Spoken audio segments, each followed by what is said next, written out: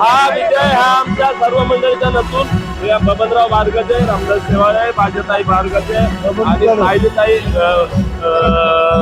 सरक नाही मुखाचा बोलला यांचा सर्वांचा विजय आहे. आणि हा विजय आम्ही आजचा विजयाने उरळून नाही जात. खऱ्या अर्थानं हा विजय आमच्या कळंबमधील सर्व मायबा जनतेचा आहे आणि हा सर्व विजय आम्ही या आमच्या जनतेला अर्पण करतो. धन्यवाद.